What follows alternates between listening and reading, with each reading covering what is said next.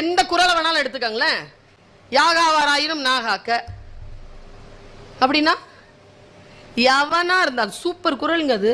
எவனா இருந்தாலும் நாக்க என்ன பண்ணு,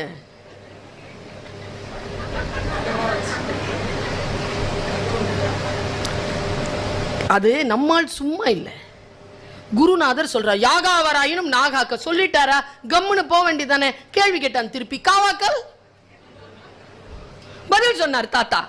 சோக அப்பர் சொல்லி இழுக்கப்பட்டு உன் வாய் இருக்குல்ல, உன் நாக்கு, அதாலேயே உனக்கு இழுக்கு வரும்.